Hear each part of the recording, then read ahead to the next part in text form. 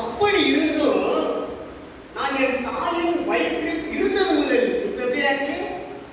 தாயின் வயிற்றில் தாயின் வயிற்றில் இருந்தது முதல் என்னை பிரித்தெடுத்து தம்முடைய கிருபையினால் அழைத்த தேவன் அவருடைய குமாரனை நான் புறஜாதிகளிடத்தில் சுவிசேஷமாய் அறிவிக்கும் பொருட்டாக அவரை எனக்குள் வெளிப்படுத்த பிரியமாய் இருந்த போது உடனே நான் மாம்சத்தோடும் இரத்தத்தோடும் யோசனை பண்ணாமலும் தாயின் கை வயிற்றில் கருவில் உருவானது முதல். அது அந்த அண்டர்லைன் பண்ணி படிக்கிறது. அப்படி இருந்தும் நான் என் தாயின் வயிற்றில் இருந்தது முதல். எல்லாம் கவனிக்கிறீங்க, ரொம்ப உஷாரா கவனிக்கணும். ஒரு அம்மா வந்து பிரெக்னண்டா இருக்கிறாங்க. நேற்று எங்கள் பொண்ணு பிரெக்னண்டா இருக்குது. ஒரு சிஸ்டர்கிட்ட நான் என்ன பண்ணேன், என் பொண்ணுக்கு ஜாப் பண்ணுங்க. அந்த அம்மா சொன்னாங்க. அப்போ அந்த அம்மா சொன்னாங்க, வயிற்றில் கையை வச்சுக்கோ, நான் ஜாப் பண்ணுறேன். அவங்க எங்கேயோ இருக்கிறாங்க, இவங்க எங்கே இருக்கிறாங்க, எவ்வளோ கிலோமீட்டர் தூரத்தில் இருக்கிறாங்க. அவங்க வந்து அந்த வயிற்றில் கையை வச்சு ஜாப் பண்ணாங்க. ஹல்லேலூயா. அப்போ எனக்கு ஒரு சந்தேகம், எப்படி அங்கேருந்து இங்கே ஜெபம் கேட்கப்படுமா? அவங்க எங்கேயோ இருக்கிறாங்க. ஹல்லேலூயா. வசனம் சொல்லுகிறது, நீ தாயின் வயிற்றில் இருந்தது முதல். இருந்தது முதல் இல்லாத இல்லை. இதான் நெக்ஸ்ட் ஸ்டெப் போகாது. வயிற்றில் குழந்தை வந்த பிறகு அந்த குழந்தைக்காக ஒருத்தர் ஜாப் பண்ணுறாங்கன்னு வச்சுக்கணும். அந்த குழந்தை என்ன ஆகுது என்ன விஷயம் தெரியல, நடந்துச்சுன்னு சொல்லிட்டு ஞாபகம்தாமா. அந்த குழந்தைக்கு ஒரு வாழ்த்துதல் சொல்லிருந்தோம். அந்த குழந்தை புரிஞ்சிச்சு.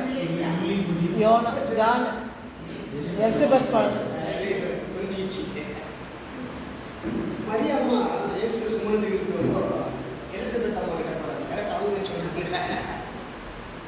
அந்த அம்மா கிட்ட அவங்க வந்து 6 மாசம் முன்னால யாரு யோவான்கிறாங்க. அப்போ அம்மா போய் சொல்றாங்க, இது போல குழந்தை பொறுக்குமான்னு சொல்லிக்கிறாங்க, முடியுமான்னு சொல்லியிருக்காங்க. அப்ப சொல்றாங்க, எனக்கு இப்போ 6 மாசம். அப்போ அந்த வார்த்தையை கேட்டு அந்த குழந்தை என்ன ஆச்சா, வயிற்றில் இருந்துச்சா. ஹல்லேலூயா. அப்போ குழந்தை வயிற்றில் இருக்கும்போது கர்த்தர் நம்மளை தெரிந்து கொண்டார். ஹல்லேலூயா. நம்ம எந்த இடத்துல தெரிஞ்சுக்கிறார்? 2வது டிப்பு, வயிற்றுல வைக்கும் போது யாரோ வந்து ஜாப் பண்ணிக்கிறாங்க. ஹல்லேலூயா. அதனாலதான் இப்போ வந்து நான் பிரசங்கம் பண்ணிக்கிறேன், நீங்க வந்து உட்கார்ந்து இருக்கிறீங்க. ஹல்லேலூயா. யாரோ ஜாப் பண்ணாலும் நான் வர முடியாது. ரோமருக்கு எழுதின நிருபம் வாசிங்க. ஹல்லேலூயா. 8ஆம் அதிகாரம் 30வது வசனத்தை தெளிவா வாசிங்க. உங்களுக்கு அதை கிளீனா புரியும். 30 எவர்களை முன்குறித்தாரோ போதற்கு ஒரு காரியம் தொடங்குதுன்னா அந்த காரியத்தை முன்குறிக்கப்படுகிறது. ஹல்லேலூயா. முன்குறிக்கப்படுகிறது என்றால் நிச்சயிக்கப்படுகிறது. நிச்சயிக்கப்படுகிறது என்று சொன்னால் அது அவங்களுக்கே சொந்தமாக்கப்படுகிறது. ஹல்லேலூயா. எந்த காரியமே முன்குறிக்காமல் நடக்காது. ஹல்லேலூயா. நாமெல்லாம் வந்து இப்போ ஒன்னா சேர்ந்து ஆண்டவரை ஆராதிக்கிறோம் என்று சொல்லி இது நேற்றும் இன்றும் நடந்த ஒரு காரியம் இல்லை. ஏற்கனவே பரலோகத்திலே முன்குறிக்கப்பட்டிருக்கிறது. ஹல்லேலூயா. முன்குறிக்கப்படாமல் நம்ம இந்த இடத்துல வரவே முடியாது. எத்தனையோ பேர் வெளியில இருக்கிறாங்க, அவங்களுக்கெல்லாம் இல்லாத இந்த சாட்சியம் நமக்கு ஏன் கொடுக்கப்பட்டிருக்குன்னா, வேதம் சொல்லுகிறது அவர் முன்குறிக்கப்பட்டிருக்கிறார். ஹல்லேலூயா. இந்த வயசுல இந்த நாள்ல நீங்க வரப்போறேன்னு சொல்லிட்டு ஏற்கனவே என்ன பண்ணிக்கிறாரு? முன்குறிக்கப்பட்டிருக்கிறது. ஹல்லேலூயா. யாரும் முன்குறித்தாரோ வடிவுதல், எவர்களை முன்குறித்தாரோ அவர்களை அழைத்தும் இருக்கிறார். 2வது பாருங்க, பரலோகத்துல இருந்து தேவன் சொல்கிறாரு, நான் முன்குறித்தவனை விடமாட்டேன், அவன் என்ன பண்ணுவேன்? அழைக்கிறேன். ஹல்லேலூயா. சரி, அழைக்கிறது எல்லாரையும் தான் அழைக்கிறாங்கன்னு நீங்கலாம் இல்ல. ஏற்கனவே முன்குறிக்கப்பட்டது. எங்க முன்குறிக்கப்பட்டது? பரலோகத்தில் முன்குறிக்கப்பட்டு தாயின் வயிற்றிலே உருவானது முதல் வந்து இப்ப நம்ம கூட வந்து பேசுகிறார். ஹல்லேலூயா. எவர்களை முன்குறித்தாரோ அவர்களை அழைத்தும் இருக்கிறார். ஹல்லேலூயா. ஸ்டெப் நெக்ஸ்ட் படிக்கிறோம். எவர்களை அழைத்தாரோ அவர்களை நீதிமான்களும் ஆக்கியிருக்கிறார். ஹல்லேலூயா. முதலாவது முன்குறிக்க அழைத்து அவனை சுத்தப்படுத்தி அவனை நீதிமானாய் மாற்றுகிறார். அல்லேலூயா. உலகத்துல ஒருத்தனை நீதிமான் இல்லை என்று வேதம் தெளிவாக சொல்லுகிறது. ஆனா இந்த உலகத்தில வந்து வாழ்கிற நாட்களிலே தேவன் முன்குறிக்கப்பட்ட அழைத்த மனுஷனை கொண்டு வந்து அவனை முதலாவது பரிசுத்தப்படுத்துகிறார். அல்லேலூயா. அவனுடைய சொந்த ரத்தத்தை சிந்தி அவனை முதல் பரிசுத்தப்படுத்துகிறார். அல்லேலூயா. தொடர்ந்து வாசிக்கிறார். எவர்களை நீதிமான்கள் ஆக்கினாரோ அவர்களை மகிமையும் படுத்தி இருக்கிறார்.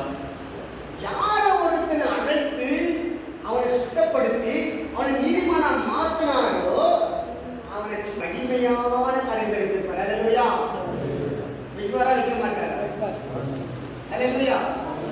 உங்களுக்கு நீங்க ஏழைப்பட்டீங்களா, பிச்சைக்காரா, இல்லை கடன்காரா அப்படி உங்களுக்கு தெரியும். ஆனா தேவனுடைய பார்வையில நாம் எல்லாரும் மகிமையானவர்கள். அல்லேலூயா. நான் ஒன்று அழைக்கல, நீ ஒன்று அழைக்கல, தேவனுக்கு அவனை அழைத்து கொண்டு வந்திருக்கிறார். அல்லேலூயா. வேதம் தெளிவாக சொல்லுகிறது, வானமும் பூமியும் சகலமும் உண்டாவதற்கு முன்பாகவே நம்மை தெரிந்து கொண்டார். அல்லேலூயா. புரிஞ்சுச்சுங்களா? சரி, புரிஞ்சுங்களா? வசனம் புரியுதுங்களா? யார் அழைத்து வந்ததுங்களே? எப்போ முன்குறிக்கப்பட்டது? உலக தோற்றத்துக்கு முன்பு. அது ஞாபகம் வச்சுக்கோங்க நீங்க. அல்லேலூயா. கடைசியா ஒரு வசனத்தை வாசிக்கலாம். எரேமியா 1ஆம் அதிகாரம் 4வது வசனத்தை வாசிக்கலாம். கர்த்தருடைய வார்த்தை எனக்கு உண்டாகி அவர், நான் உன்னை தாயின் வயிற்றில் உருவாக்கும் முன்னே உன்னை அறிந்தேன். எல்லாம் கவனிக்கிறீங்க? வசனம் கண்டுபிடிச்சீங்களா? என்ன புரிஞ்சிச்சீங்களா? சொல்லுங்க. யாருன்னா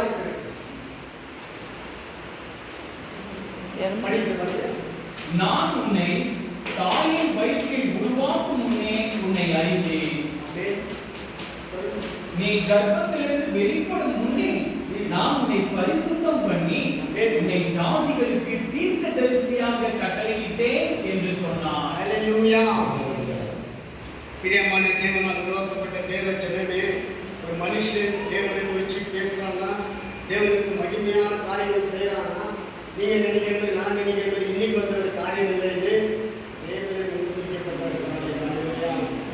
நீங்க வந்து அருமையா ஒரு பாடல் பாடுறீங்க, ஒரு அருமையா ஒரு ஜெபம் பண்றீங்கன்னா நீங்க உங்க சுயமா வந்து நீங்க செய்ய நீங்க நினைப்பீங்க. அப்படி இல்லை, தேவனை முன்குறிக்கப்பட்டிருக்கிறது. அல்லேலூயா.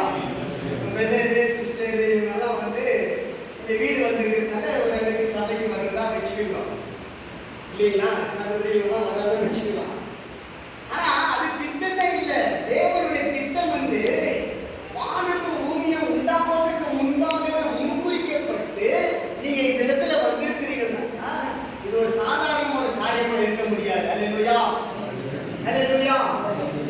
பிரியமான தேவனால் உருவாக்கப்பட்ட தேவ ஜனமே, ஒரு தாயின் வயிற்றில் கருவில் உருவாவதற்கு முன்பாகவே தேவன் உன்னையும் என்னையும் பெயர் சொல்லி அழைத்திருக்கிறார். அல்லேலூயா.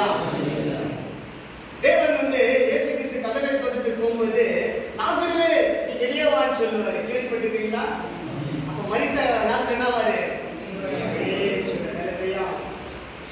நல்லா கவனிங்க இந்த வசனத்தை. லாசருவே நீ ஏன் சொல்லணும்?